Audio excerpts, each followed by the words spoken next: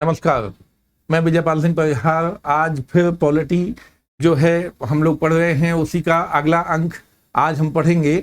और पॉलिटी में चूंकि मूल अधिकार पढ़ रहे हैं तो मूल अधिकार के सेक्शन में ही हम लोग जो है मूल अधिकार के सेक्शन में आगे बढ़ेंगे। तो मूल अधिकार के सेक्शन में कहां पर है, तो देखिए मूल अधिकार।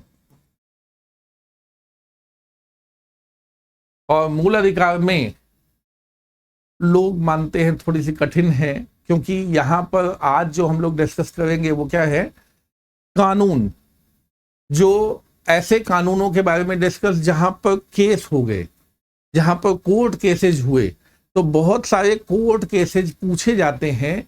तो जो फेमस कोर्ट केसेज पूछे जाते हैं किन कानूनों के बारे में, या किस संविधान संशोधन के बारे में हुआ, किस तरीके से हुआ, तो उसके बारे में बात करेंगे हम लोग। तो कुल मिला के जैसे आपने फेमस केसवानंद भारती केस सुना होगा, तो आज हम लोग डिस्कस करेंगे, है ना। इसी तरह के बहुत सारे केस जो हैं जहां से जैसे स्टार्ट होते हैं वैसे ही हम लोग एकदम शुरुआत से डिस्कस करेंगे। तो चलिए, होपफुली कि सरल ढंग से ऐसा डिस्कस करें जिससे आपको बढ़िया समझ में आए और आपके एग्जाम में काम आए।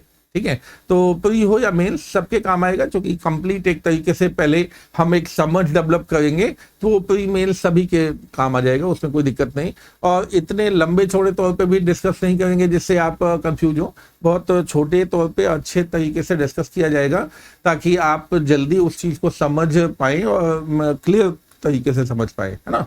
तो चलिए एक बात करते हैं हम लोग कि मूल अधिकार में अनुच्छेद 13 पढ़ा, अनुच्छेद 13 के सभी भाग पढ़े।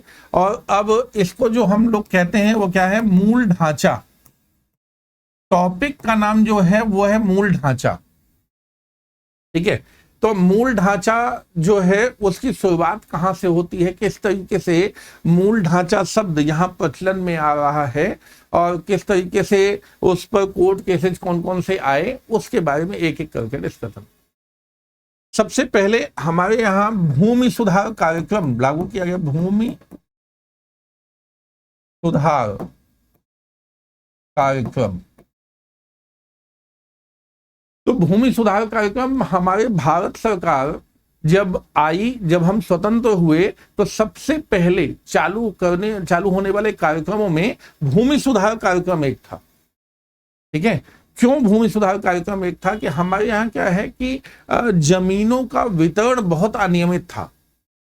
जो जमींदार थे, जो बड़े लोग थे, राजा थे, शासक वर्ग थे, उनके पास उनके नाम जमीनें थी। और जो आम लोग उस पर खेती करते थे उनके पास उनके नाम जमीनें नहीं थी, वो लोग खेतिहर मजदूर हुआ करते थे। तो जब हम स्वतंत्र हुए तो ये हुआ कि भाई जो लोग जमीन जिनके पास है वो एक तरीके से उनकी अर्जित जमीन नहीं है, उन्होंने कमाया नहीं है। अंग्रेजों ने कहा कि एक बिचौलिए के तौर पर उन्हें रखा कि आप ऐसा करें कि भाई हमें टैक्स वसूल के दें। तो जो लोग टैक्स वसूलने के काम के लिए लगाए गए, उन लोगों ने उतनी जमीन का एक तरीके से अपना कब्जा मान लिया। तो वो कोई उनकी हार्ड को अर्जित की हुई संपत्ति की, बहुत मेहनत करके अर्जित की हुई संपत्ति नहीं थी।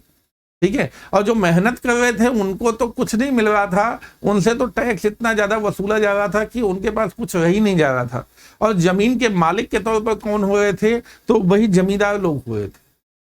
ठीक है, तो अब क्या है कि यहां हम जैसे ही स्वतंत्र हुए तो सबसे पहला काम था कि अगर हमें भीषण गरीबी से मुक्ति दिलाना है देश को, जो आम लोग हैं उनका जनजीवन, सामान्य जनजीवन कम से कम हो सके। बहुत अच्छा जनजीवन तो बात की कहानी है, केवल सामान्य हो सके, है ना। तो एक सामान्य 2 समय की रोटी खा सके आदमी, इतना तो हो ही सके। थोड़ी बहुत जमीन जायदाद हो सके, थोड़ी बहुत व्यवस्थाएं, थोड़ी बहुत पूंजी हो सके, उसके लिए क्या करना है। तो पहला कार्यक्रम चालू हुआ भूमि सुधार कार्यक्रम। ठीक है, तो भूमि सुधार कार्यक्रम चालू हुआ। इसमें क्या है, एक था कार्यक्रम जमींदारी उन्मूलन। जमींदारी उन्मूलन। और दूसरी जो व्यवस्था थी कि जमींदारी को समाप्त कर देंगे। अब जमींदारी वाली व्यवस्था जो है, टैक्स वसूलने वाली व्यवस्था रखेंगे नहीं, गवर्नमेंट डायरेक्ट टैक्स वसूलेगी। प्लस में क्या है, जिनके पास ज्यादा जमीनें हो गई हैं, जो लोग जमींदार थे, जो लोग अन्य लोग थे जिनके पास ज्यादा जमीनें हो गई हैं, उनको सरकार ले लेगी एक सीमा से अधिक जिसके पास भी जमीन है, जैसे सरकार ने, हर राज्य सरकार ने अपने अपने हिसाब से तय किया, किसी राज्य सरकार ने 20 एकड़, किसी ने 25 एकड़, किसी ने 15 एकड़ ऐसे तय किया कि इतनी जमीन एक व्यक्ति को, एक परिवार को मिलेगी। इसके बाहर जो जमीन होगी वो सरकार ले लेगी और उन लोगों में वितरित कर देगी जो लोग उस पर खेती करते हैं, किसानी करते हैं, उनको वितरित कर देगी। ठीक है, तो इस तरह सरकार ने स्टेप लिया और एक सीलिंग एक्ट बनाया। तो सीलिंग का मतलब ही होता है कि जो अपर लिमिट तय कर दी उन्होंने, जमीन की अपर लिमिट की इतनी अपर लिमिट होगी, इसके बाद सरकार ले लेगी। लेकिन अब ये जो कानून थे, ये कानून एक समस्या पैदा कर रहे थे, क्योंकि हम संविधान लागू जब कर चुके थे और संविधान में हमारे पास क्या है, हमने मूल अधिकार दिया था और मूल अधिकारों में कुछ अधिकार देखें। एक अनुच्छेद 14 जो कहता है समानता का अधिकार,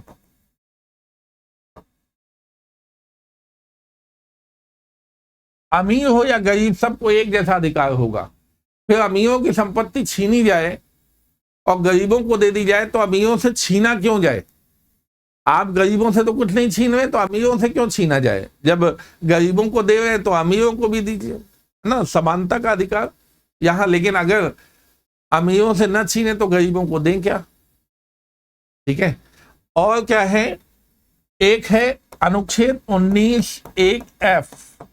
अगर बहुत क्लियर तरीके से जा सके तो अनुच्छेद 19(1)(f) जमीन जो है उसको कैसे उपयोग करेंगे, संपत्ति का उपयोग, संपत्ति का उपयोग कैसे करेंगे,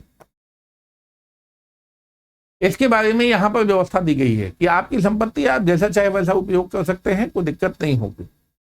फिर उसके अलावा एक अनुच्छेद है 31, यहां पर थोड़ी ऊपर लिख देते हैं 31, जिसकी बहुत चर्चा होती है।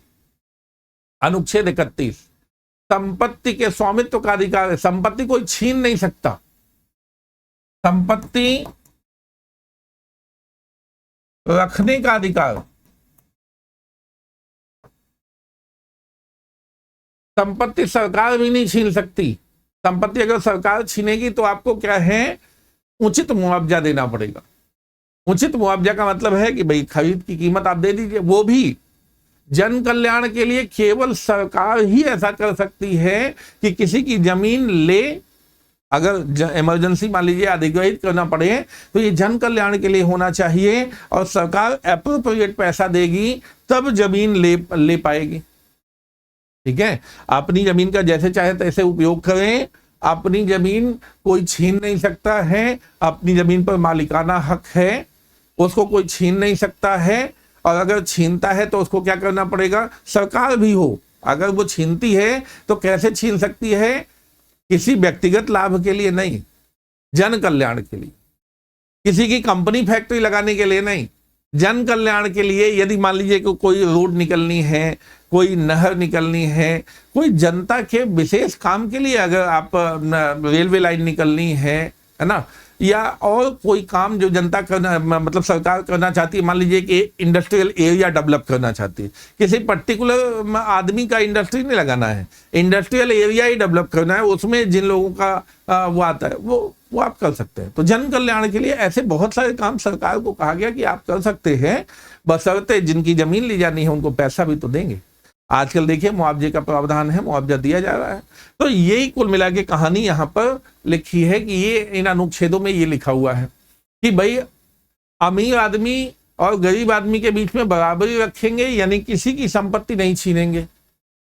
यहां हम कह रहे हैं कि सीलिंग एक्ट, एक से एक क्या होता है, एक सीमा से अधिक अगर संपत्ति हो जाए तो उसे आप छीन लेंगे, तो ये इसके खिलाफ है ना।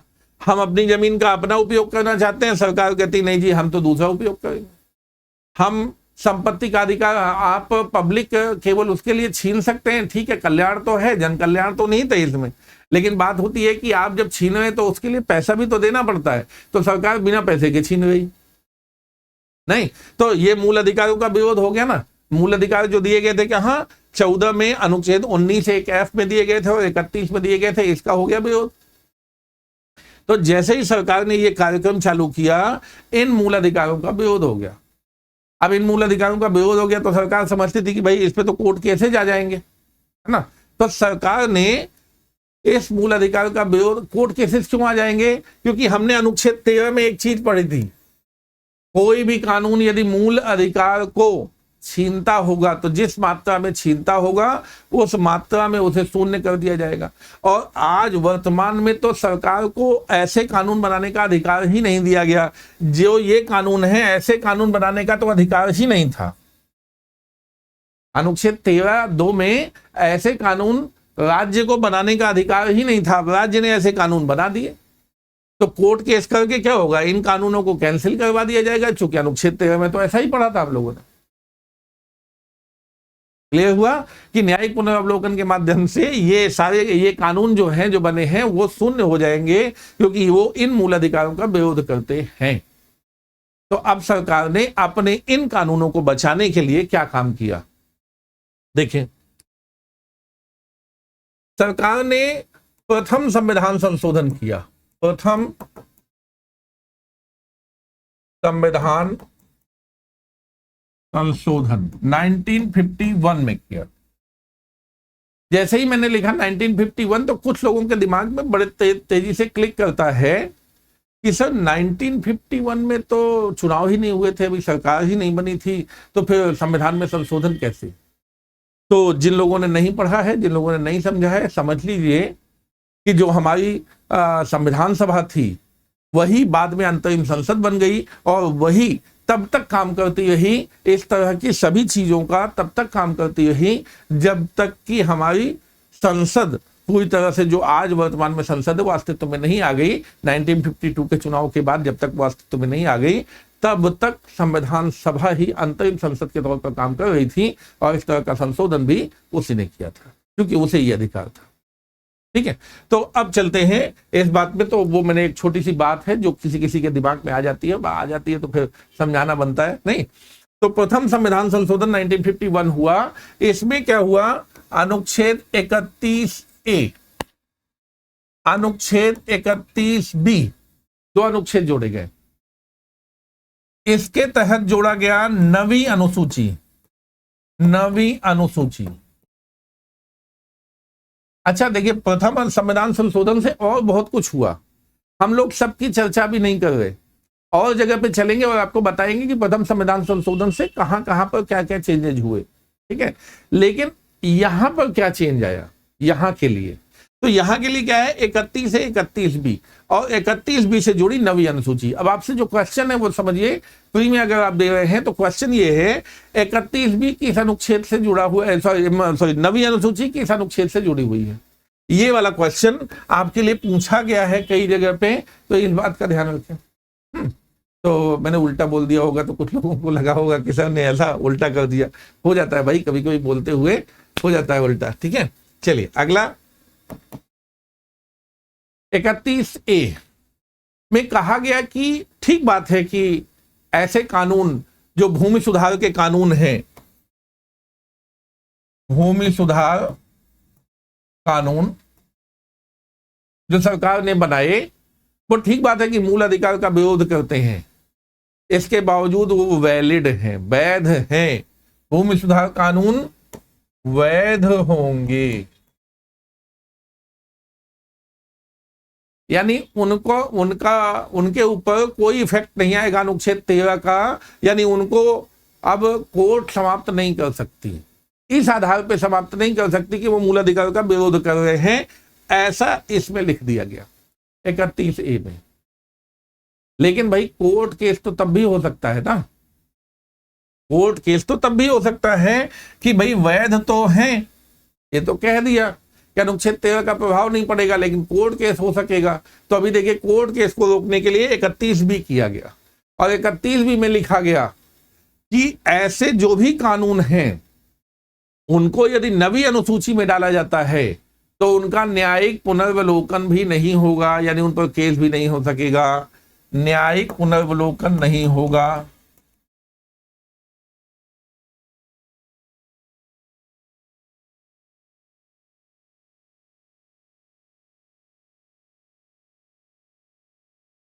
न्यायिक पुनर्वलोकन नहीं होगा, ठीक है। तो नवीं अनुसूची में यदि कोई कानून इस तरह से डाला गया तो उसका न्यायिक पुनर्विलोकन नहीं होगा। तो अब लो भाई, केस भी नहीं हो पाएगा।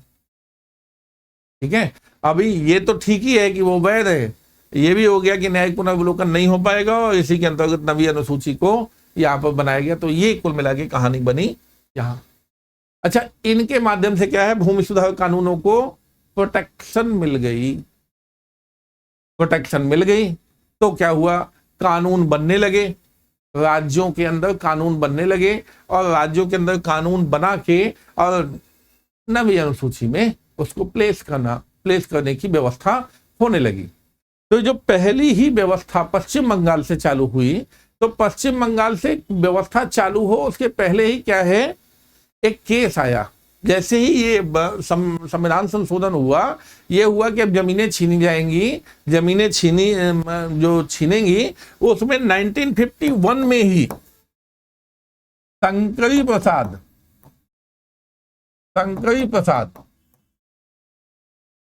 सिंह देव, शंकरी प्रसाद सिंह देव इनका पूरा नाम है ना। शंकरी प्रसाद सिंह देव जो हैं, ये कौन थे, जमींदार। पश्चिम बंगाल में एक जमींदार थे। जमींदार साहब की जमीन लगा की जाने वाली है, तो जमींदार साहब ने केस किया। जमींदार साहब ने केस क्या किया कि भूमि सुधार कानूनों पर केस नहीं किया, क्योंकि भूमि सुधार कानूनों पर तो केस किया ही नहीं जा सकता था। भूमि सुधार कानूनों पर केस किया नहीं जा सकता था, तो उनको तो प्रोटेक्शन मिल गई।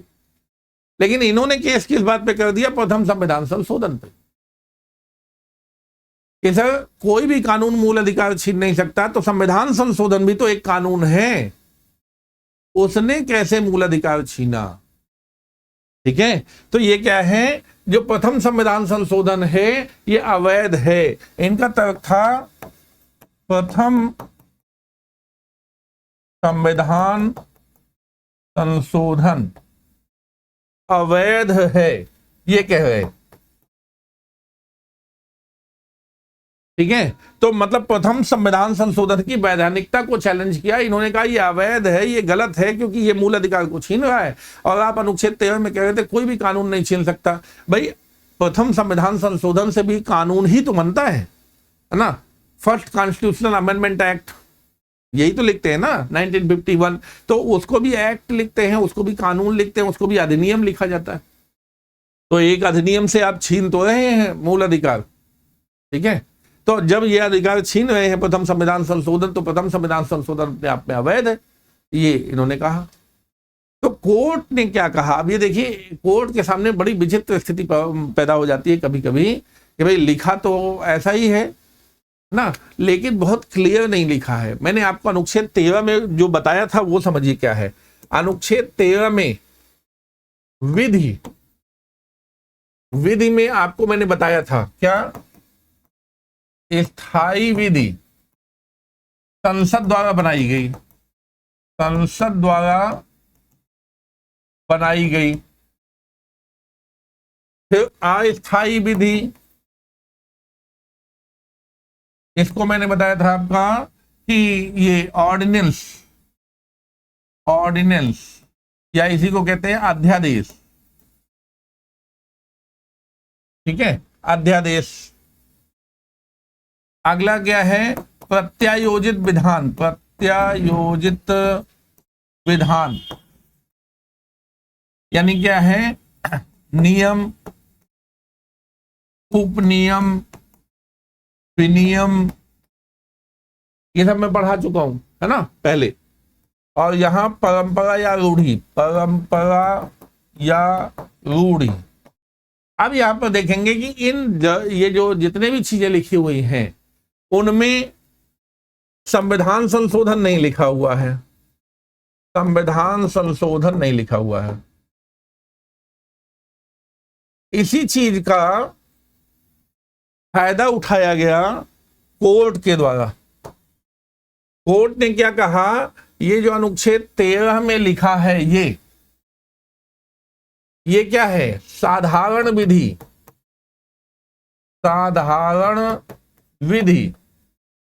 साधारण विधि से मूल अधिकार नहीं छीना जा सकता। लेकिन ये जो है ये क्या है, विशिष्ट विधि। विशिष्ट विधि से मूल अधिकार छीना जा सकता।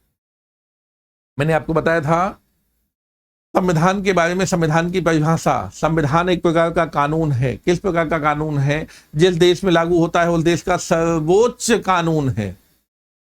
तो सर्वोच्च कानून मतलब बाकी कानून उसके नीचे आते हैं। इसी बात को यहां पर इन्होंने किया कि ये जो साधारण विधि है वो नीचे वाली विधि है और ये विशिष्ट यानी सर्वोच्च विधि है। तो दोनों विधियों में अंतर है। इस विधि से आप मूल अधिकार नहीं छीन सकते, लेकिन इस विधि से मूल अधिकार छीन सकते हैं। दोनों विधियां अलग अलग हैं। संविधान संशोधन अलग है, ये विधि अलग है। इस विधि से आप छीन सकते हैं, सॉरी, इस विधि से मूल अधिकार नहीं छीन सकते, पर इस विधि से मूल अधिकार छीन सकते हैं। ठीक है, ये शंकर प्रसाद केस में ये बात आई और शंकर प्रसाद जो 1951 का हमारा अमेंडमेंट था वो कंटिन्यू हो गया। मतलब क्या है, सरकार जमीनें छीन सकती है। ठीक है, तो सरकार जमीनें छीन सकती है और सरकार उसको इस तरीके से वितरित कर सकती है। तो सरकार का जो भूमि सुधार कानून है वो कंटिन्यू हो गया। अब कंटिन्यू हो गया तो भाई चलो भाई कोई बात नहीं, आगे क्या हुआ इस पर समझते हैं। आगे जब हम बढ़ते हैं तो क्या है, धीरे धीरे करके कई राज्यों में भाई एक एक करके राज्य अपना कानून बनाएंगे। जो भी राज्य अपना अपना कानून जब भी बनाएगा, कानून में अनिवार्य अधिग्रहण वाली बात डालेगा, उसको क्या करना होगा, हमको नवी अनुसूची में डालना होगा। यही काम करना होगा। तो एक हुआ 17वां संविधान संशोधन, 17वां संविधान संशोधन, क्योंकि नवी अनुसूची में डालने के लिए ये 1964 में हुआ। नवी अनुसूची में डालने के लिए क्या हुआ, संविधान संशोधन करना पड़ेगा। तो 17वां संविधान संशोधन 1964 में हुआ, जिसमें जो राजस्थान राज्य का कानून था, राजस्थान का कानून था, पंजाब का कानून था और ऐसे ही कुछ राज्यों का कानून था जिनको नवी अनुसूची में डाला गया। कहां डाला गया? नवी अनुसूची। जब इनको नवी अनुसूची में डाला गया तो इन लोगों ने केस किया। तो 1964 में यह 17वां संविधान संशोधन हुआ और जैसे ही राजस्थान राज्य में इस कानून को, यानी राजस्थान राज्य का जो कानून था वो इसके अंतर्गत गया, तो भाई पक्की बात है कि इन्होंने प्रोटेक्ट कर लिया और 17वें संविधान संशोधन के तहत प्रोटेक्ट कर लिया गया। तो यहां पर राजस्थान राज्य के राजा, रतलाम रियासत, यहां के राजा थे भाई, इनकी भी जमीन जानी थी। तो कौन थे? सज्जन सिंह। सज्जन सिंह बनाम राजस्थान राज्य, राजस्थान राज्य। तो मिस्टर सज्जन सिंह जो थे राजा जी थे और इन्होंने कहा कि ये 17वां संविधान संशोधन गलत है, जिसके द्वारा ये नवी अनुसूची में राजस्थान का कानून डाला गया है, ये अपने आप में गलत है। लेकिन इनके केस में कहा गया कि नहीं भाई, हम ऑलरेडी शंकर प्रसाद के केस में बता चुके हैं कि ये सही है, नवी अनुसूची सही है, नवी अनुसूची में इनका डालना सही है, तो इसमें कोई गड़बड़ नहीं है। ठीक है, तो भाई जब जिस राज्य का डाला जाए तो वहां पर क्या होता है, उस राज्य के विरुद्ध केस किया जा सकता है, कम से कम एक बार तो ये बनता ही है। तो राजस्थान ने केस किया। ठीक इसी बात पे जब पंजाब में ये बात आई तो पंजाब में भी केस किया गया और ये तो सज्जन सिंह वाला केस किया गया 1965 में। और जब पंजाब राज्य का जो कानून है वो इसके अंतर्गत डाला गया था, तो पंजाब राज्य में जब इसका प्रभाव पड़ने लगा तो पंजाब राज्य से भी केस आ गए। ठीक है, तो हम उनको उस केस को क्या कहते हैं? गोलकनाथ वर्सेस पंजाब राज्य 1967। इन लोगों ने भी केस कर दिया। दो भाई लोग थे, ठीक है, हेनरी गोलकनाथ, विलियम गोलकनाथ। ठीक है, जालंधर जिले में थे। हेनरी गोलकनाथ, विलियम गोलकनाथ, दो भाई थे। उन लोगों की अपनी जमीनें थी, वो लोग भी वही क्या है आपके जमींदार थे। तो उन लोगों के जब लिए जाने लगे खेत, तो उन लोगों ने भी ऑब्जेक्शन किया, उन लोगों ने भी केस कर दिया।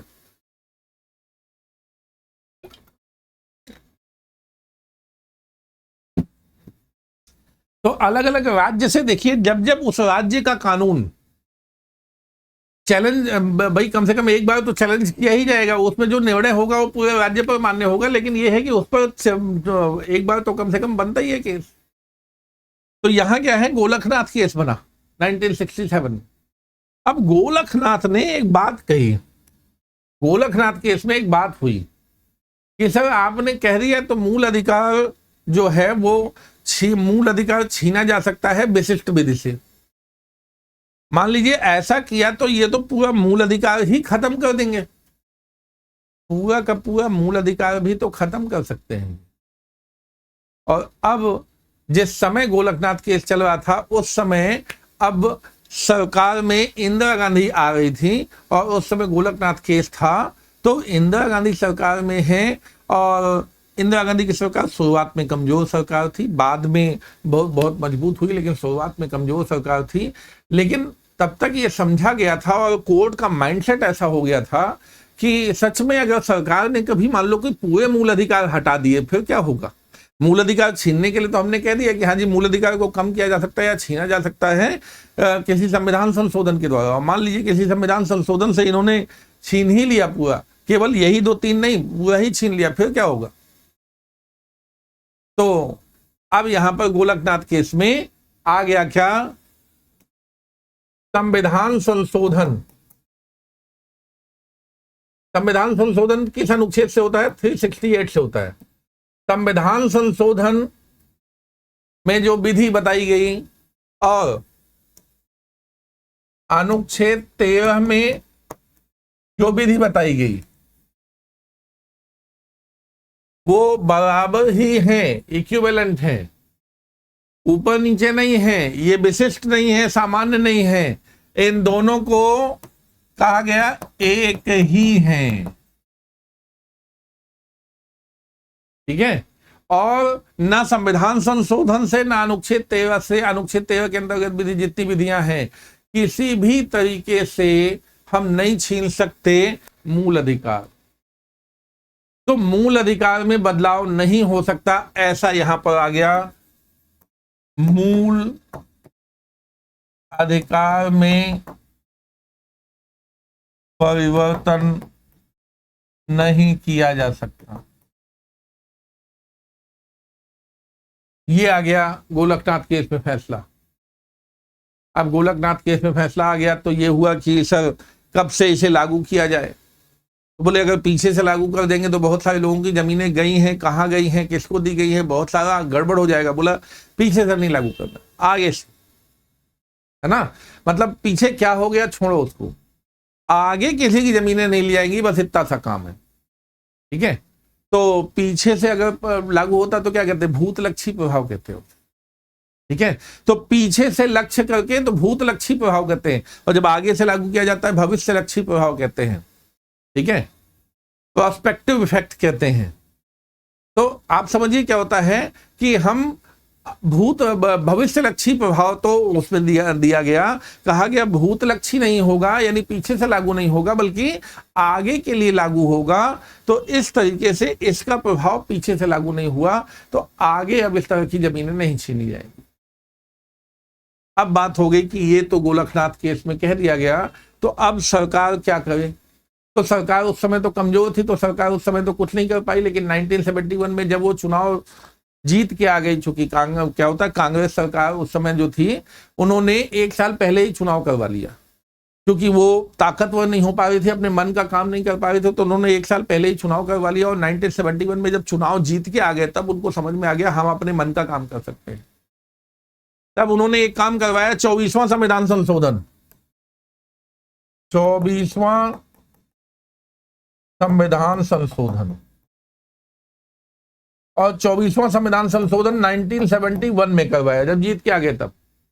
अब यहां पर देखें क्या है, अब इन्होंने कह दिया कि नहीं जी फिर से संविधान संशोधन विशिष्ट है,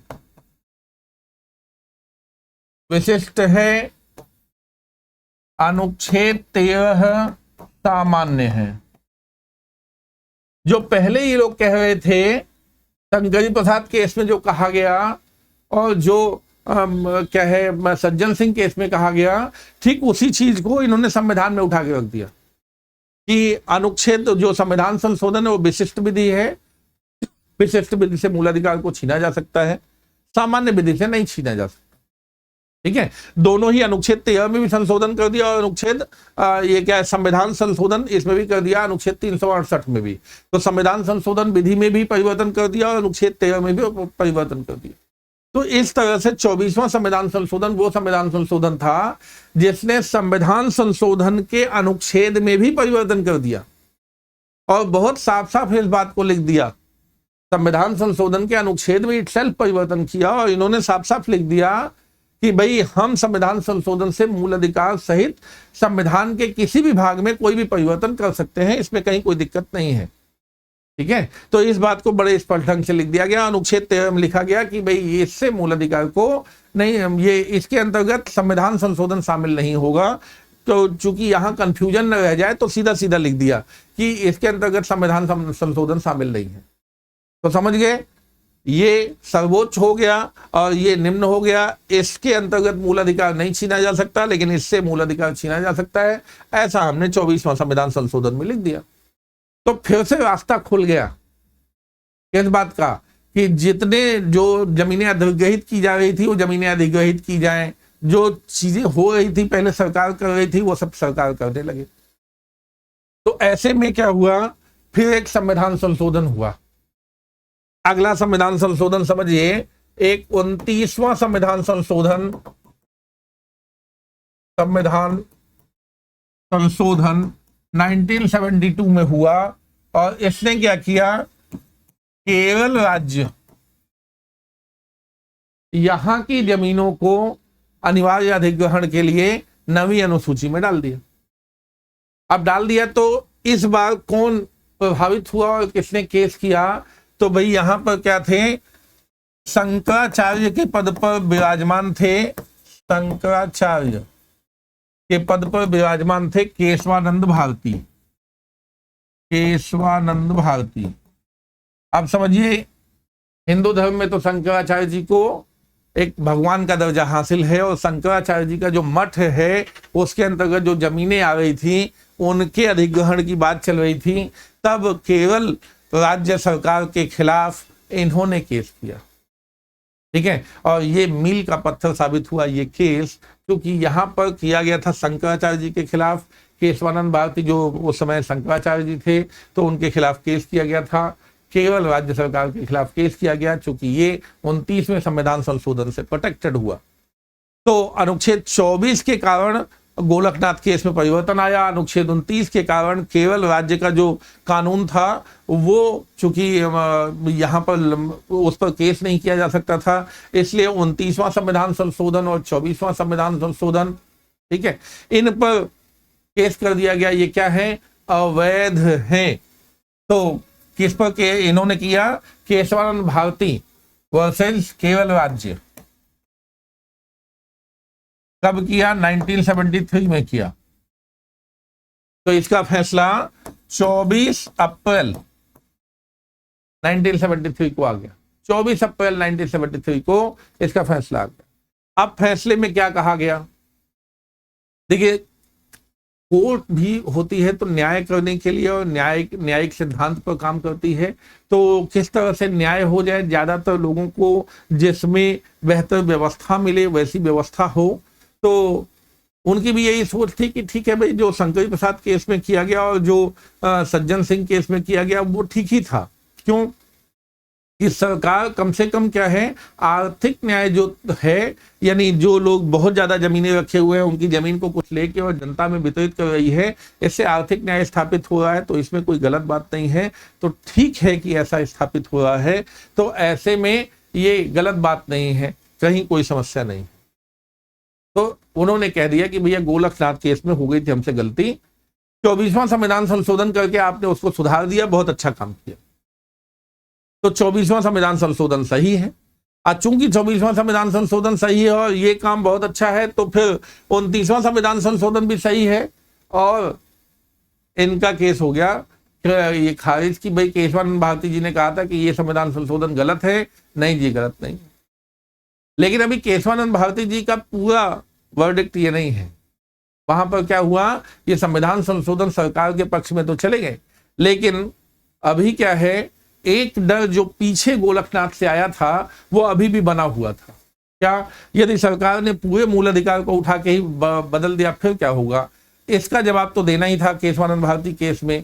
तो अब इस केस का जवाब दिया इन्होंने कहा कि हाँ जी, संविधान संशोधन पूरे ही संविधान का हो सकता है, पूरे ही संविधान का संविधान संशोधन हो सकता है, लेकिन मूल ढांचे में संशोधन नहीं हो सकता। मूल ढांचा,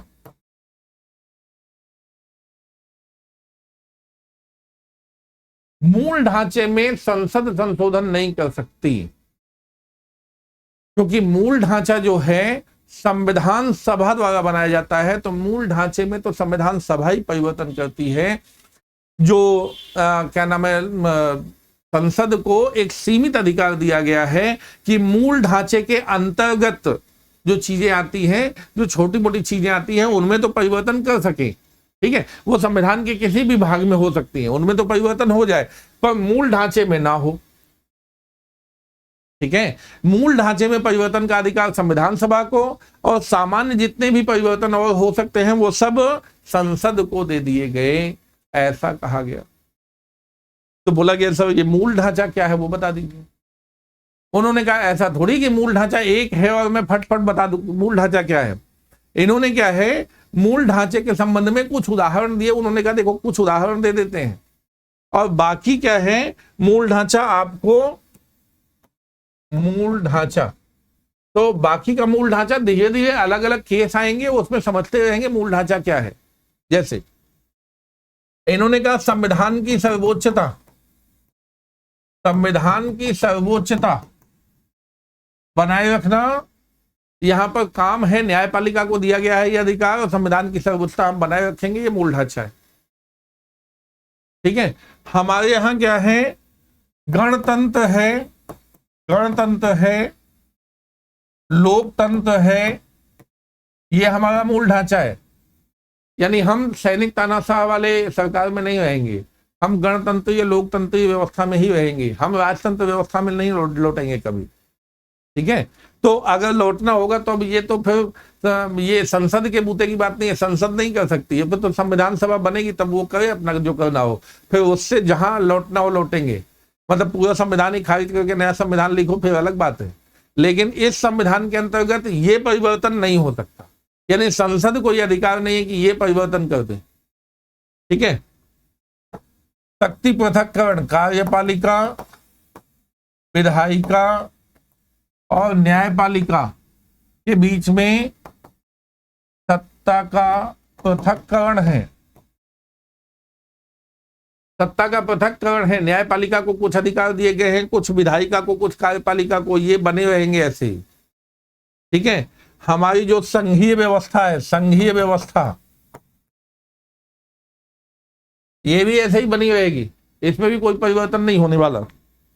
ठीक है, तो संघीय व्यवस्था में भी कोई परिवर्तन नहीं होने वाला, संघीय व्यवस्था भी ऐसी बनी रहेगी।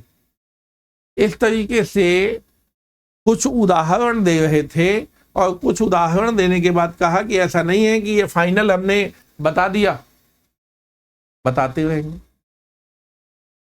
ठीक है, तो ऐसा करके यहां एक मूल ढांचे की संकल्पना अस्तित्व में आ जाती है, और कोर्ट ने एक तरफ तो जनता के कल्याण के लिए जो काम चल रहा था, उस जनता के कल्याण के काम को आगे बढ़ा दिया और कहा सरकार ठीक कर रही है, उसमें कोई दिक्कत नहीं, और जो भी संविधान संशोधन इस बाबत किए गए हैं एकदम ठीक किए गए हैं, कहीं कोई समस्या नहीं।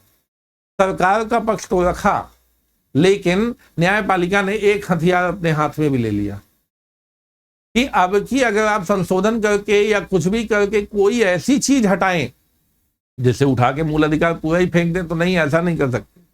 कुछ सेलेक्टिव मूल अधिकार कम ज्यादा कर सकते हैं, लेकिन ऐसा नहीं कर सकते कि पूरा मूल अधिकार का सेक्शन उठा के फेंक दें, है ना।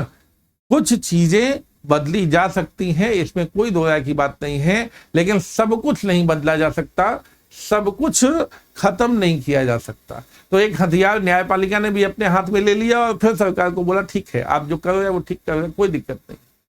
लेकिन सरकार को ये ठीक नहीं लगा कि न्यायपालिका ने अपने हाथ में हथियार ले लिया, यानी मूल ढांचे के रूप में एक हथियार ले लिया कि हम धीरे धीरे बताएंगे मूल ढांचा क्या होता है। तो सरकार को ये बात हजम नहीं हुई। सरकार ने क्या किया, 42वां संविधान संशोधन करवाया। 42वां संविधान संशोधन,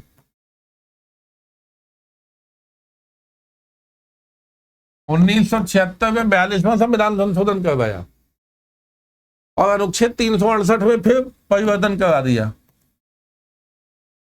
और इन्होंने क्या कहा, संसद की संविधान संशोधन की शक्ति असीमित है। संसद की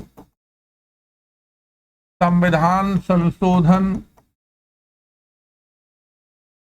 की शक्ति असीमित है। न्यायपालिका कहते हैं सीमित है, ये कहते हैं असीमित है, ठीक है। और सीमा तो न्यायपालिका ही लगा गई थी, तो ये कहते हैं और ये इस शक्ति का न्यायिक पुनरावलोकन नहीं किया जा सकता। संसद की इस शक्ति का न्यायिक पुनर्विलोकन नहीं किया जा सकता। संसद की शक्ति का न्यायिक पुनर्विलोकन नहीं किया जा सकता। ऐसा कब कर दिया, 42वां संविधान संशोधन करके कर दिया। तो यानी क्या है, 368 में परिवर्तन करके संसद को असीमित शक्ति दे दी, जहां की वो कह रहे थे कि सीमित शक्ति होगी, और वो न्यायपालिका कह रही थी कि हम न्यायिक पुनर्विलोकन के माध्यम से बताएंगे कि ये ढांचा मूल ढांचा है या नहीं है, ये कहने का प्रयास था। अब यहां पर देखिए इन्होंने कह दिया क्या कि इनकी जो न्यायिक पुनर्विलोकन की शक्ति है वो इसमें काम नहीं करेगी, न्यायिक पुनर्विलोकन हो ही नहीं सकेगा, ठीक है। अब देखिए क्या है, 42वां संविधान संशोधन कर दिया तो भाई इस पर केस तो बनता ही था। अब केस कहां से चालू हुआ, तो अब यहां पर समझिए केस आया Minerva mills. Minerva mills Karnataka की कॉटन मिल थी, कर्नाटक की मिल है। इसने 1980 में केस किया, जब जमीनें ली जा रही थी, जब भाई इनकी जमीन ली गई, इस मिल की जमीन ली गई, तो मिल के मालिकों ने केस किया। अब मिल के मालिकों ने केस किया तो भाई यहां पर इसमें इन्होंने जवाब दिया, ठीक है। इन्होंने क्या जवाब दिया इस केस में, इस केस में जवाब दिया जो 42वां संविधान संशोधन, 42वां संविधान संशोधन जो 368 के बारे में किया गया है वह अवैध है। 368 के बारे में जो किया गया है वो अवैध है, यानी उसकी संसद की शक्ति असीमित नहीं है, सीमित है। और न्यायिक पुनर्विलोकन मूल ढांचा है, न्यायिक पुनर्विलोकन मूल ढांचा है, यानी आप कभी भी न्यायिक पुनर्विलोकन को समाप्त नहीं कर सकते, न्यायिक पुनर्विलोकन तो हम करेंगे ही, ठीक है। तो न्यायपालिका ने ये इस मिनर्वा मिल्स केस के माध्यम से बता ही दिया कि न्यायिक पुनर्विलोकन तो हम करेंगे ही, ठीक है। तो इस तरीके से फाइनली न्यायिक पुनर्विलोकन बना रहा इन चीजों पर कि न्यायिक पुनर्विलोकन तो हम करेंगे, ठीक। हाँ, क्या नवी अनुसूची में शामिल हो गया है, इसका न्यायिक पुनर्विलोकन किया जा सकता है कि नहीं किया जा सकता है। 31 से 31 भी ये सब ठीक है कि नहीं है, ये सब एक तरीके की समस्या थी। इस पर एक केस 1981 में आया, वामन राव केस, वामन राव केस 1981 में आया। इस केस में एक और फैसला आया कि 31A 31B ये सब सही है, नवी अनुसूची भी करेक्ट है, कोई दिक्कत नहीं, लेकिन नवी अनुसूची का न्यायिक पुनर्विलोकन नहीं हो सकता था। तो अब इन्होंने कह दिया इसमें कि नवी अनुसूची का भी न्यायिक पुनर्विलोकन कर सकते हैं। अभी तक क्या है, नवी अनुसूची का न्यायिक पुनर्विलोकन नहीं हो सकता था। अब कहा न्यायिक पुनर्विलोकन चूंकि मूल ढांचा हो गया, तो कहा गया कि मूल ढांचे की संकल्पना कब, भाई न्यायिक पुनर्विलोकन मूल ढांचा हो गया यहाँ, तो न्यायिक पुनर्विलोकन चूंकि मूल ढांचा हो गया था, तो वामन राव के इसमें क्या कहा गया कि भाई नवी अनुसूची तो ठीक है उसमें कोई दिक्कत नहीं, हो प्रोटेक्शन करती है तो प्रोटेक्शन करती रहेगी, लेकिन हम न्यायिक पुनर्विलोकन कर सकेंगे, न्यायिक पुनर्विलोकन की दिक्कत नहीं होगी। यानी कोर्ट केस अगर होगा तो हम चेक करेंगे, कब से चेक करेंगे वो बात है। तो उन्होंने कहा कि आगे की केस को तो चेक ही करेंगे, आगे जो आएगा, पीछे से कब तक केस को चेक करेंगे।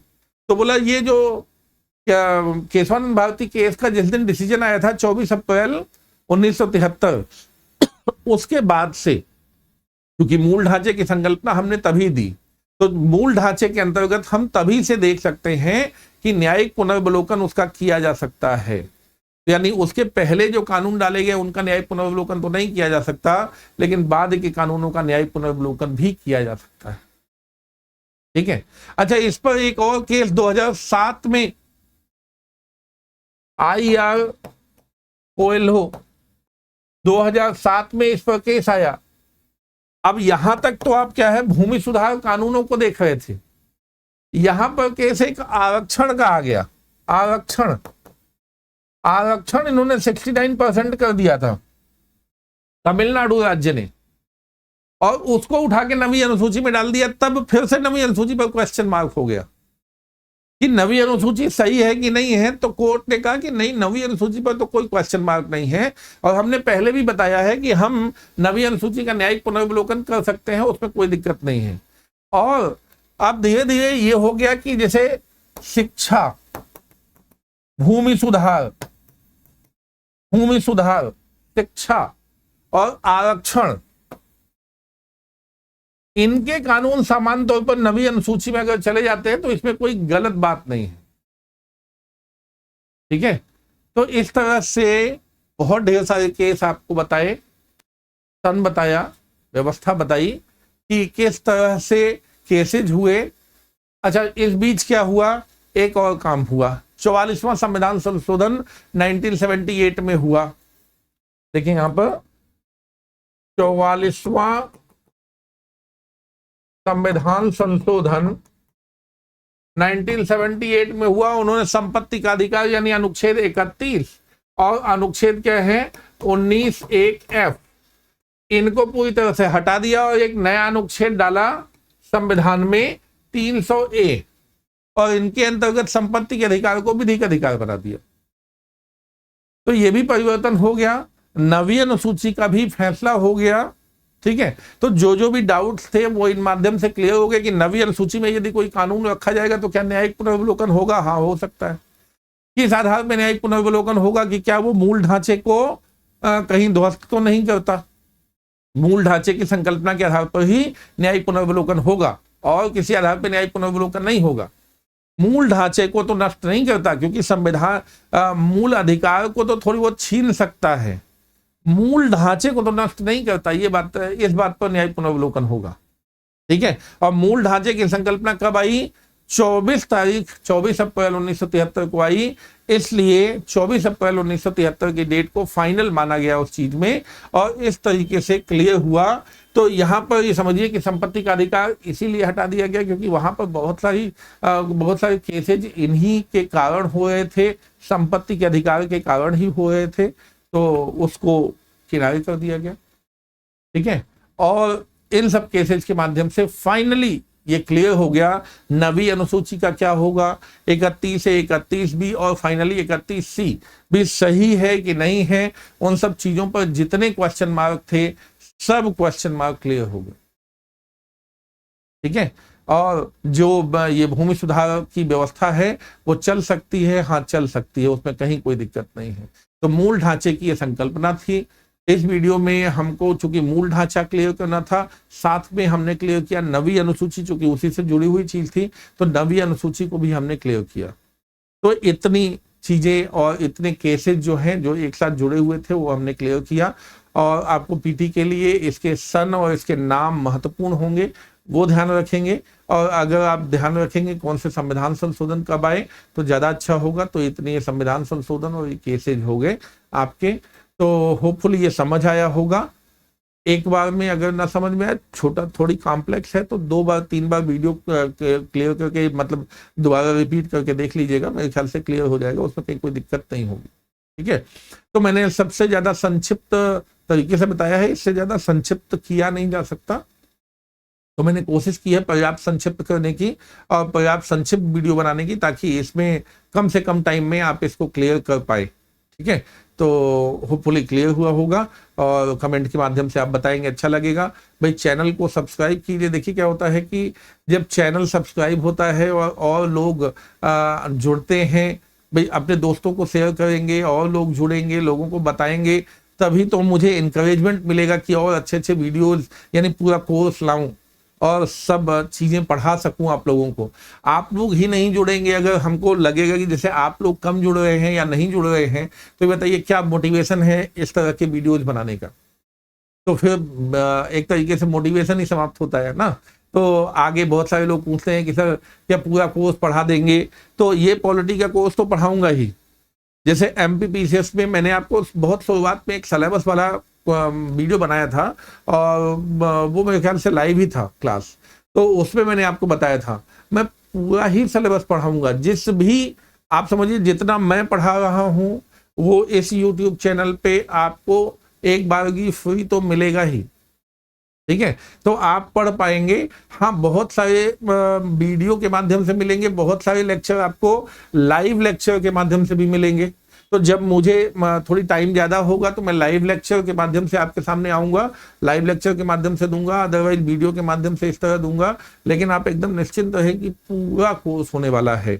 और ये केवल आईएएस का पॉलिटी नहीं होने वाली, जैसे एमपीपीसीएस में मैंने बताया था, तो एमपीपीसीएस में क्या है 5 यूनिट हैं जो मैं पढ़ाता हूं सामान्य तौर पर। तो जैसे पब्लिक एडमिनिस्ट्रेशन की यूनिट हो गई, थिंकर्स की यूनिट हो गई या कुछ और यूनिट हो गई, वो सब मैं पढ़ाऊंगा। तो भाई क्या है कि आप ज्यादा से ज्यादा जुड़ेंगे, अपने दोस्तों को भी जोड़ेंगे, तो मुझे भी ये मोटिवेशन रहेगा कि आपको पसंद आ रहा है और आप ज्यादा से ज्यादा लोगों को तक इसलिए पहुंचा रहे हैं। और ज्यादा से ज्यादा लोगों को अगर फायदा हो रहा है तो मैं भाई और पढ़ाऊंगा, है ना। ये जितनी चीजें मैंने बताई हैं वो सब चीजें पढ़ाने की कोशिश करूंगा। मोटिवेशन डाउन कर दीजिएगा तो क्या हो जाएगा कि भाई एक बार ये सोचने का कि भाई पूरा कोर्स तो पढ़ा दिया, फिर भी लोग जुड़ नहीं रहे, और अगर नहीं जुड़ रहे हैं तो फिर किसी को जब फायदा नहीं होता तो ऐसा अननेसेसरी मेहनत करके क्या फायदा। नहीं, तो नेसेसरी मेहनत लगे, इसके लिए आप लोग भी प्रयास कीजिए कि भाई आप अपने नियर एंड डियर और जो लोग भी तैयारी करते हैं, तैयारी करना चाहते हैं, उन तक इस वीडियो को पहुंचाएं, ज़्यादा से ज़्यादा शेयर करें। अगर इस चीज़ को ज़्यादा से ज़्यादा शेयर करेंगे तो मुझे ये प्रोत्साहन बना रहेगा। बस इतना ही प्रोत्साहन आपको देना है, इससे ज़्यादा की जरूरत अभी नहीं है। तो इतना प्रोत्साहन देते रहेंगे तो आप समझिए क्या है कि आपके लिए वीडियो और फुल कोर्स आपके लिए आता रहेगा, और फुल कोर्स यहाँ पर आपको फ्री मिलता रहेगा। ठीक है, तो आप YouTube के माध्यम से उस चीज का लाभ उठा सकते हैं। बाकी की बहुत सारी चीजें जो पेड हैं वो भी हम लोग डिस्कस करेंगे, क्या चीजें पेड हैं और कहाँ पर पेड दी जाएगी। लेकिन बहुत सारी चीजें आपको फ्री ऑफ कॉस्ट मिलेंगी और यहाँ पर पढ़ाई जाएंगी। तो कोर्स के बारे में निश्चिंत रहें, जो कोर्स यहाँ चालू हो गया इसका मतलब है कि यूट्यूब पर कंप्लीट होगा।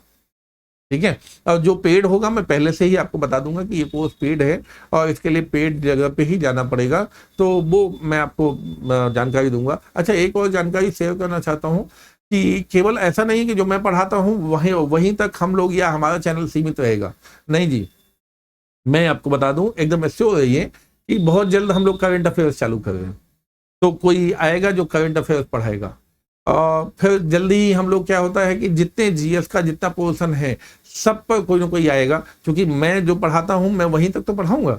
उसके बाद और चीजें पढ़ने के लिए तो मैं आपको धीरे धीरे करके कंप्लीट पैकेज मतलब आप एमपी पीसीएस दे रहे हों, आप बिहार पीसीएस दे रहे हों, आप क्या बीपीएससी दे रहे हों या यूपी पीसीएस दे रहे हों, यूपीएससी दे रहे हैं, वो तो प्राथमिकता में है ना। तो सबसे पहले यूपीएससी, तो यही समझिए कि UPSC, MP PCS, BPSC, RAS या आप यूपी पीसीएस जो भी दे रहे हैं, उनके सारे कोर्स कंप्लीट हों। इसके लिए एक फुल फ्लैश्ड कोर्स और पूरी टीम आएगी आपके लिए। धीरे धीरे करके हम उस टीम को आपके सामने ले आएंगे, है ना। तो क्रमशः आएंगे। अभी जैसे जैसे आप इस चैनल में जुड़ेंगे वैसे वैसे मैं उन लोगों को कम से कम ले आ सकूंगा। भाई उनको भी तो चाहिए कि ऐसे जगह पे पढ़ाएं जहां पर लड़कों को ज्यादा से ज्यादा फायदा हो सके। तो वो लोग भी ऐसे चैनल से जुड़ना चाहते हैं। तो मैं चाहता हूं कि आप लोग जुड़े ज्यादा से ज्यादा, ताकि इस चैनल पर आपको आगे चल के मैं तमाम विषय और जो मैं भी नहीं पढ़ाता हूं उन सब विषयों की चीजें ले आ सकूं और एक कंप्लीट पैकेज, कंप्लीट कोर्स दे सकूं, जिससे आपकी तैयारी क्या है इस चैनल के ही माध्यम से मुकम्मल हो सके। सिविल सर्विस अगर आप दे रहे हैं और आप हिंदी भाषी क्षेत्रों में रहते हैं, तो चाहे आप आईएएस दे रहे हो, चाहे किसी भी पीसीएस को दे रहे हो, मैं आपको एश्योर करता हूं कि ये चैनल आपको पूरी मदद करेगा और पूरी तरीके से 1 से सवा साल के अंदर पूरी तरह डेवलप हो जाएगा। यही मैं कोशिश कर रहा हूं। अभी मैं केवल स्वयं आके और पढ़ा के, अपना कोर्स पढ़ा के आप लोगों को ये बताने की कोशिश कर रहा हूं कि पहले मैं अपना कोर्स कंप्लीट कर दूं, फिर धीरे धीरे और लोगों को जोड़ूंगा और उन सब चेहरों को आप जानेंगे, अच्छा लगेगा, उन्हीं चेहरों को मैं जोड़ूंगा, है ना। तो जो जिनको एक्सपीरियंस है कि वो आपको पढ़ाएं और आपको फायदा हो, ऐसे ही लोगों को साथ ले आऊंगा और जिन जिन चीज़ों से आपको फायदा नजर आएगा उन चीज़ों को ले आऊंगा। आपके कमेंट में देखता रहता हूं, आपके कमेंट अच्छे रहेंगे जिनके लिए, उन्हीं को मैं आगे बढ़ाऊंगा। एकदम ध्यान रखेंगे कि आपके कमेंट आएंगे और आपके कमेंट से ही निर्धारित होगा, आपकी बात से ही निर्धारित होगा। मैं निर्धारित नहीं करूंगा पूरी तरह से कि मैं लाऊं, मैं तो अपनी तरफ से बेस्ट लाऊंगा ही, है ना, लोगों को। लेकिन ध्यान रखें कि आपके कमेंट से भी निर्धारित होगा कि वो जो आए हैं वो अच्छा पढ़ा रहे हैं, आपको कुछ अच्छा दे रहे हैं या नहीं दे रहे हैं। तो उन सारी चीजों को मैं कंट्रोल करूंगा। लेकिन उसके पहले मैं आप लोगों का साथ चाहता हूं कि आप लोग साथ जुड़ेंगे तो ज्यादा अच्छा होगा। तो इस वीडियो में इतना ही। साथ जुड़िए और मेहनत मतलब मेरे भी हाथ मजबूत कीजिए ताकि मैं आप तक सारी चीजें पहुंचा सकूं। इस वीडियो में इतना ही। धन्यवाद। फिर मिलते हैं अगले वीडियो में। Thank you very much.